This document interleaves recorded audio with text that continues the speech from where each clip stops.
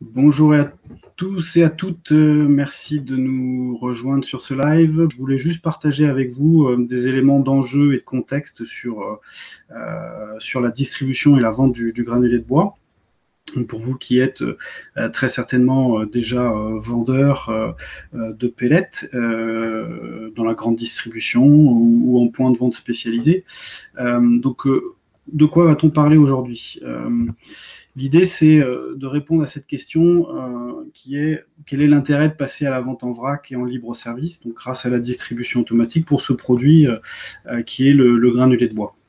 On passe à la vente en vrac et en libre service si vraiment on pense à l'expérience client. C'est ce qu'on va voir ensemble ensuite. Et puis, si aussi on cherche à optimiser le process de vente et si globalement on veut simplifier la vie en tant que vendeur de granulés. Et on terminera à la fin par la mise en relation en fait, de ces deux grandes questions avec les attraits de la distribution automatique. Et on verra en quoi c'est une solution pour répondre aux challenges qui se posent. Donc, si on veut passer à la vente en vrac et en libre service, c'est si on pense aux clients. Parce qu'aujourd'hui, les clientèles qui possèdent des poêles à granulés et qui se chauffent au granulé de bois sont face à quelques difficultés dans leur parcours d'achat. Le premier, c'est les manutentions. Si on se place à leur place, justement, pour aller chercher des sacs de granulés en magasin, bien souvent, ça implique donc de prendre son caddie, d'aller jusque soit dans le rayon du magasin, soit dans un chapiteau saisonnier. En tous les cas, il faut prendre son caddie, éventuellement même traverser une galerie marchande, ensuite mettre les sacs dans son caddie, ce qui peut vite faire du poids, c'est un peu difficile à manipuler. Donc voilà, il y a une étape de manutention que l'on pourrait peut-être éliminer, puisque là, il s'agit d'éviter le parcours et la séquence mise dans le caddie juste pour retourner jusqu'au véhicule. Deuxième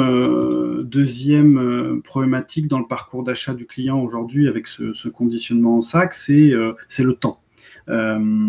Clairement, quand vous devez faire vos achats de sacs de granulés et que vous devez faire tout ce parcours-là, en plus, il y a l'étape du paiement et le passage en caisse avec éventuellement un peu d'attente.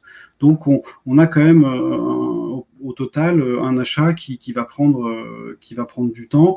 L'autre problématique, c'est de pouvoir acheter quand on veut, quand on en a besoin, en fonction des horaires de travail, des horaires d'ouverture des magasins. Aujourd'hui, le pellet est restreint aux horaires d'ouverture des magasins, qui peut être aussi commercialisé en drive, mais voilà, on est limité par les horaires d'ouverture des magasins en journée et dans la semaine.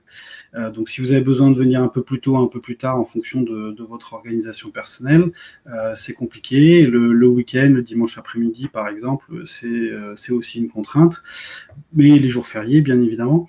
Donc voilà, aujourd'hui, les clients souhaitent pouvoir acheter avec beaucoup plus de latitude horaire. Et puis, il se trouve aussi que les gens qui choisissent le granulé de bois, ils le font aussi par préoccupation environnementale. On sait que le bois, c'est une énergie renouvelable. Et donc, ils se retrouvent avec des déchets à éliminer qui sont les sacs plastiques des granulés. Donc, j'ai eu beaucoup de retours, moi, dans mon entourage, ou même en échangeant avec des propriétaires dans différents groupes Facebook. Et c'est vrai que le fait de choisir une énergie vertueuse comme le granulé de bois, et puis au final de devoir jeter des déchets d'emballage plastique, il y a une petite friction, c'est un petit peu décevant. Et globalement, c'est vrai qu'aujourd'hui, on a de plus en plus de personnes qui sont sensibles à cette question de la limitation des déchets ou le zéro plastique. Donc voilà, il y a une vraie sensibilité sur la question écologique. Ensuite, l'achat sur Internet, aujourd'hui, c'est vraiment devenu un standard chez toutes les générations. Donc, alors c'est vrai qu'on peut le faire dans pas mal d'enseignes aujourd'hui, pouvoir acheter éventuellement du granulé à l'avance. et puis aller le récupérer en click and collect. Cependant, il y a toujours aussi un délai à attendre pour pouvoir récupérer ces produits. Donc voilà, il faut s'inscrire dans la tendance de la digitalisation des actes d'achat et on peut aussi y répondre avec la distribution automatique. Puisque l'idée, voilà, c'est si on se compare à ce qui existe aujourd'hui, je dis pas que l'expérience n'est pas du tout digitalisée, bien au contraire, tout ça a fait un large bond grâce notamment au Covid l'année dernière, mais c'est vrai que bien souvent, il y a un délai d'attente avant de pouvoir aller chercher ces produits, où il faut programmer sa visite. C'est vrai qu'on voit l'émergence du quick commerce, mais ça concerne que des magasins de centre-ville et pour des achats alimentaires. Donc, sachant que les propriétaires de poêles à granulés sont souvent plutôt sur les périphéries des villes, en tout cas en maison individuelle, et ils sont très loin de pouvoir être touchés avec les dispositifs de quick commerce tels qu'on les connaît aujourd'hui. Et puis, problématique importante, c'est que si on fait le parallèle avec d'autres énergies, que ce soit l'électricité, le gaz de ville par exemple, c'est possible de mensualiser en fait son budget sur l'année. Avec le granulé de bois, malheureusement, on est condamné à des achats pendant la période de chauffe, donc à concentrer son budget énergie sur peut-être 3, 4, voire 6 ou 7 mois selon les régions et les zones climatiques. Donc là aussi, c'est pas pratique pour les clients de devoir concentrer cette dépense sur une certaine période de l'année. Et puis, autre problématique, là aussi j'ai beaucoup de retours sur ce sujet. Il se trouve qu'à certaines périodes de l'année, notamment à partir du mois de mars, où là le climat est un peu plus variable, on a des jours un peu plus doux, des jours parfois des retours du froid. Et cette année, par exemple sur 2021, cette alternance de chaud-froid, elle s'est poursuivie jusqu'au mois de juin. Et donc, les clients ont eu des grosses difficultés à trouver du granulé dans les rayons des magasins, puisque la plupart d'entre eux avaient déjà passé leur rayon en mode printemps-été, donc arrivée du charbon de bois, des barbecues, des salons de jardin, des parasols, etc., alors que les clients avaient toujours des gros besoins en granulés de bois. Donc c'est vrai que voilà, il y a une question d'enjeu pour eux, il y a un enjeu pour eux qui est vraiment d'avoir de la disponibilité et trouver facilement du granulé, quelle que soit la période de l'année. Et puis, tendance qui explose, on va dire, c'est plus émergent, mais avec tout ce qui s'est passé autour du Covid, voilà, la question du consommé local, du Made in France, est redevenue un enjeu central.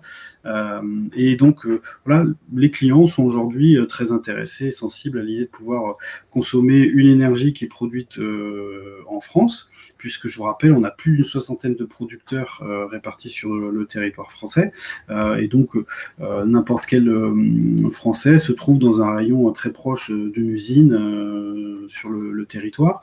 Donc là, on a la possibilité de leur offrir l'opportunité de consommer local, puisque via le vrac, on va y venir ensuite, mais c'est vrai que malheureusement, on peut aussi voir parfois dans les rayons des magasins des produits qui viennent soit d'un peu plus loin en Europe, soit qui ont traversé carrément la France pour pouvoir venir jusque sur les rayons du magasin. Donc on peut peut-être raccourcir les chaînes d'approvisionnement, et vu l'intérêt qu'ont les produits locaux au niveau alimentaire, clairement on a un vrai attrait pour des clients pour le consommer local, et on peut y répondre en raccourcissant les filières d'approvisionnement et en jouant la carte du vrac et du local.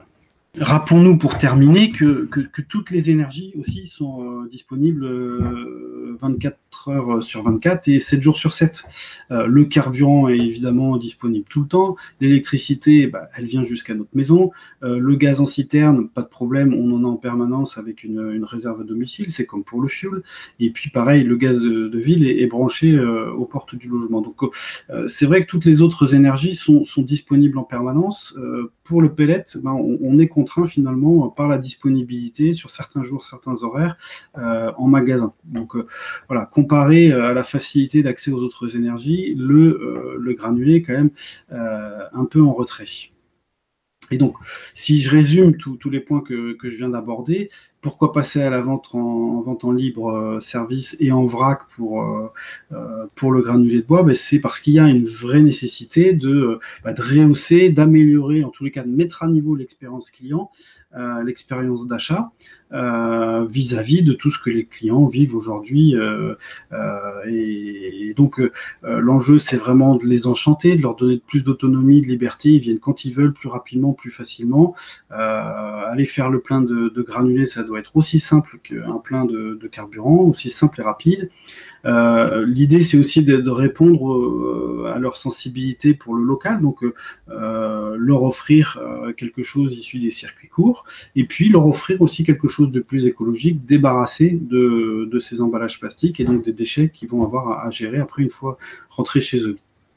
Et puis, c'est aussi une façon de développer le marché, puisque aujourd'hui, l'idée, c'est de ne pas restreindre finalement l'utilisation des poêles à granulés à ceux qui ont vraiment beaucoup de place pour stocker des palettes, et que si on est en capacité de rendre plus facile l'acte d'achat des petites quantités de granulés, finalement, on va continuer à soutenir en fait l'adoption de cette nouvelle énergie, de ce nouveau mode de chauffage, tout simplement. Donc voilà, pour résumer, l'enjeu, il est de vraiment améliorer l'expérience client. Et puis d'un autre côté, comme je vous le disais, il y a tout un enjeu aussi pour vous simplifier la vie en tant que vendeur de granulés. Puisqu'on va voir que le conditionnement actuel en sac et donc la palettisation qui va avec, c'est pas sans engendrer quelques contraintes logistiques. Donc tout d'abord, il y a une vraie problématique au niveau de l'espace. Stocker des palettes en magasin ou sur des plateformes logistiques, ça prend de l'espace, donc c'est un coût. Et en fonction de la taille des réserves d'un magasin, on peut être plus ou moins contraint et même limité finalement dans sa capacité à vendre et à répondre aux besoins des clientèles. Sachant aussi qu'il faut garder en tête que le marché du granulé est en croissance régulière. Certaines prévisions annoncent que d'ici à 10 ans, il serait même 2 fois plus gros qu'aujourd'hui en France, donc aussi porté un peu par les chaudières à granulés qui montent en puissance, mais le poêle à granulés va continuer de porter très fortement le marché. Donc, qu'en sera-t-il si la demande est 2 fois plus grande dans les prochaines années? Est-ce qu'on est en capacité d'encaisser des stocks beaucoup plus importants dans les magasins, des rotations plus fréquentes, etc. Donc il y a un vrai enjeu de massification de la vente, et avec le système actuel, ça va alourdir la logistique du magasin, et sachant que des magasins ne pourront pas répondre puisqu'ils n'ont pas les capacités de stockage du granulé qui doit être stocké dans de bonnes conditions de température et d'humidité. Et je l'évoquais, la question des manutentions pour ce produit, elle est centrale. C'est un produit pondéreux, lourd, fragile. Hein. Les sacs plastiques sont fragiles. Donc, rien que la manutention, finalement, entre le déchargement des camions, ranger les palettes en réserve, faire les réapprovisionnements dans les rayons, tout ça, ça prend du temps. Et on sait aussi qu'il y a des tensions au niveau des recrutements. C'est jamais facile de trouver des équipiers, des collaborateurs. Donc, si on peut alléger cette partie-là, c'est sûr que ça ira forcément dans le bon sens.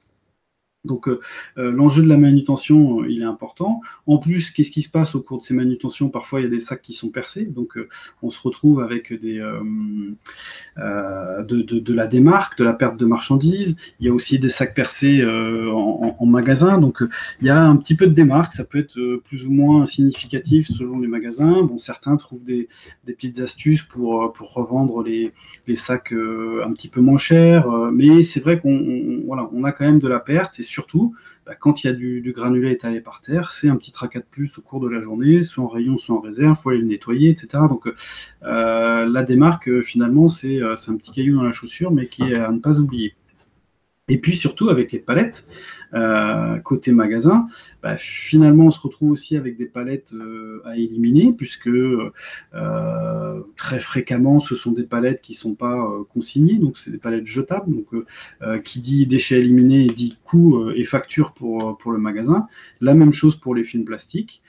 C'est vrai que le bois des palettes ou le film plastique qui sert à protéger les palettes, ce sont des matériaux revalorisables, mais il y aura toujours un coût d'élimination, même si c'est recyclable ou revalorisable.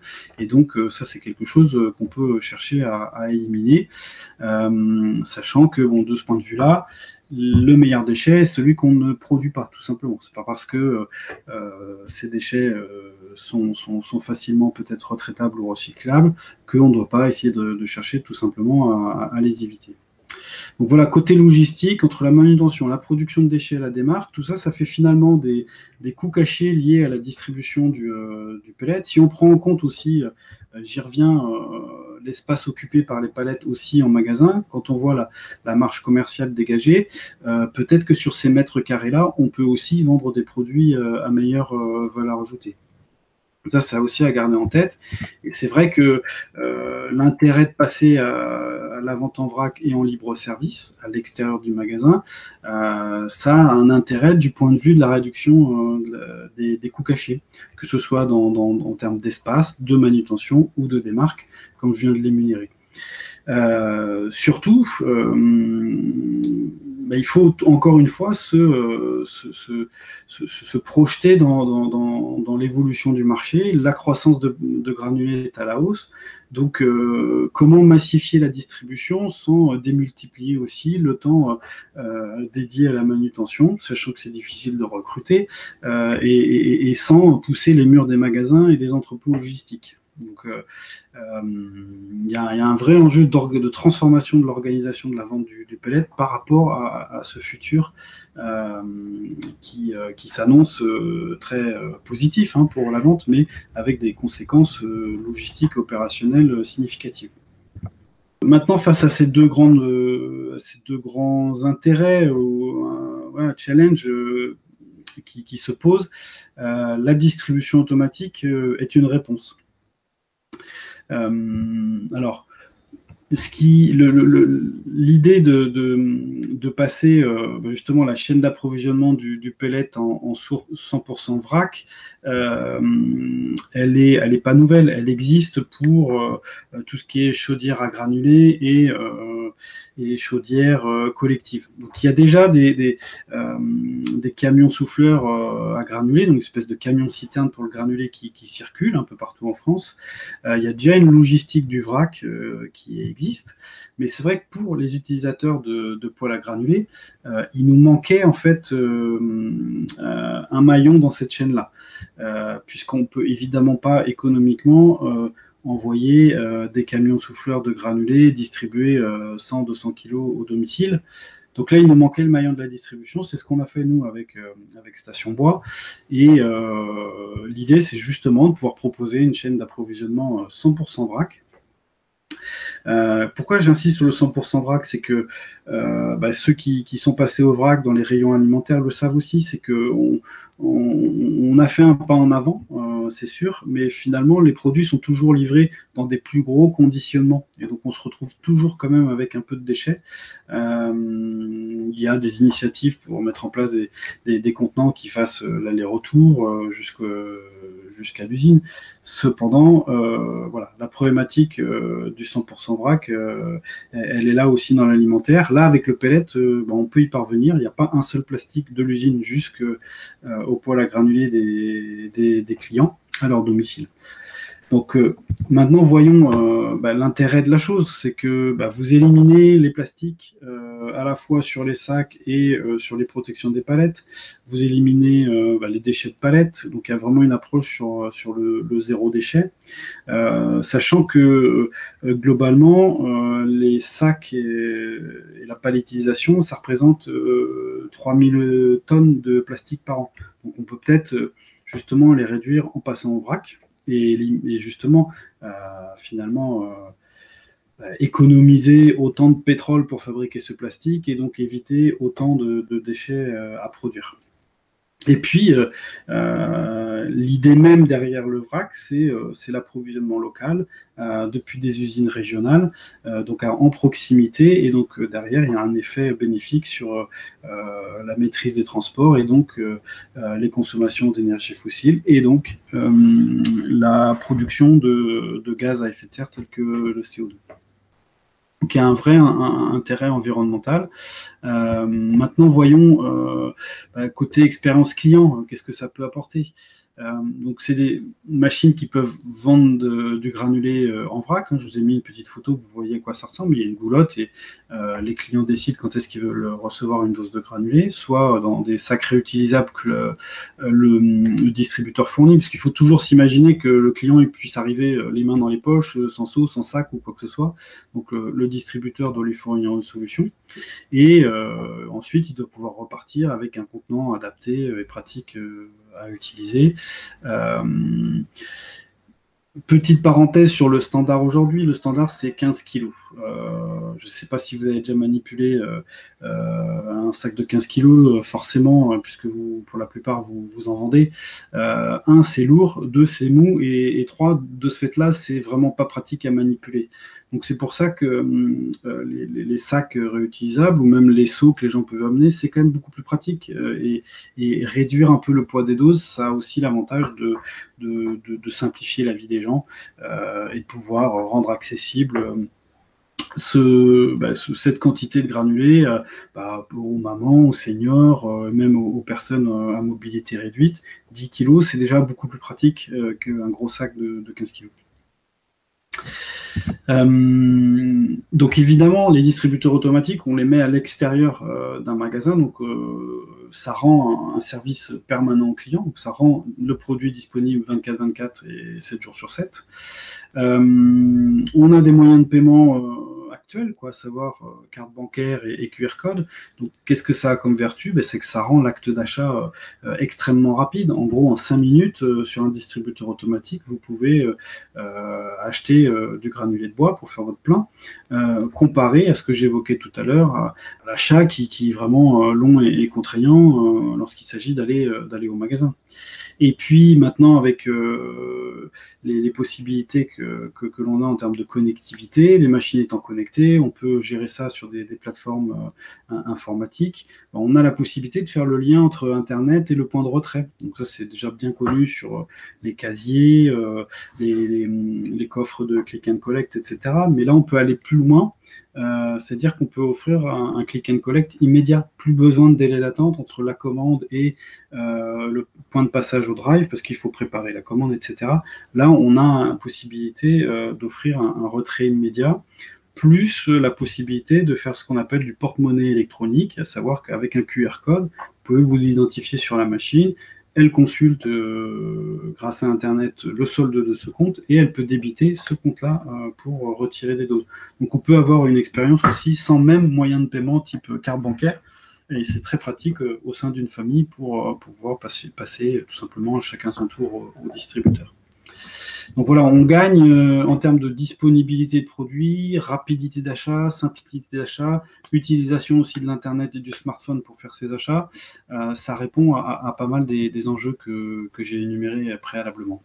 Autre aspect opérationnel aussi pour les vendeurs, ce qu'il faut voir, c'est que en termes d'approvisionnement, donc c'est un camion souffleur qui alimente le distributeur de vrac. Donc en termes d'organisation logistique, ça veut dire que le livreur est autonome. Pas besoin de se conformer à des horaires d'ouverture de quai de livraison, notamment côté magasin. Donc il va pouvoir passer en fonction de sa tournée de livraison au moment où ça l'arrange, au moment où c'est plus pratique. Et donc voilà, ça offre une simplicité de gestion pour le magasin qui n'a plus à se préoccuper d'encadrer, de recevoir la livraison. Bref, gros gain de temps côté magasin puisque le livreur est autonome. Donc ça rajoute aussi de la simplification. Au-delà du fait que, voilà, en basculant progressivement les ventes de granulés vers le distributeur, on va progressivement diminuer les ventes en sac au magasin.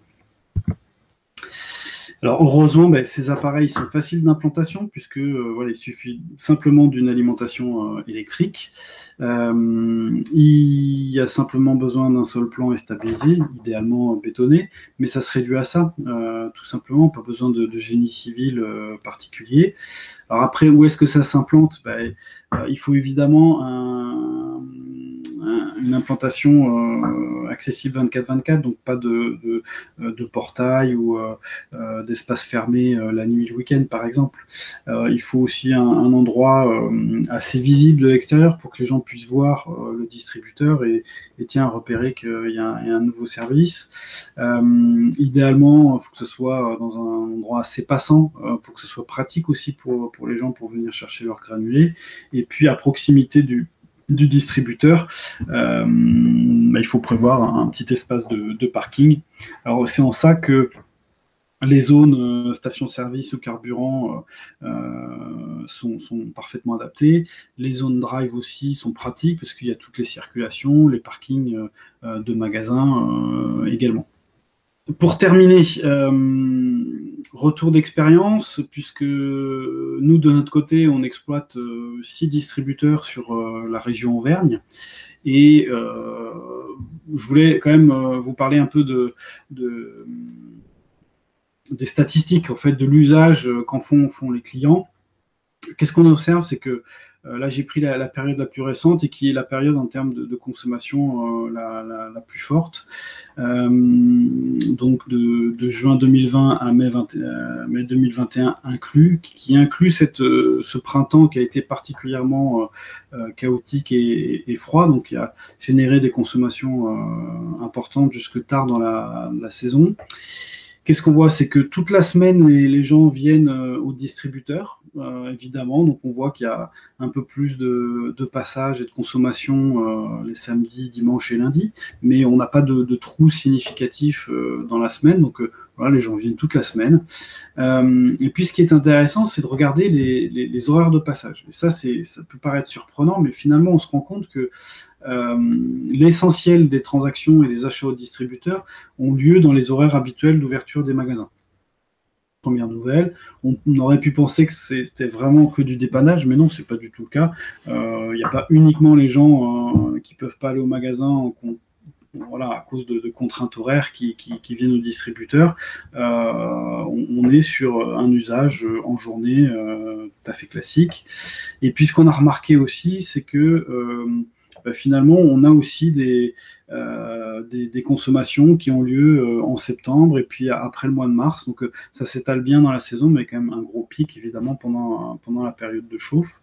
Et voilà, ça c'était les habitudes de passage et de fréquentation du distributeur. Ensuite, en termes de consommation, on voit qu'on a un tiers de gens qui prennent qu'une seule dose. On ne sait pas quelle est la fréquence, donc on ne sait pas s'ils reviennent 2 jours après.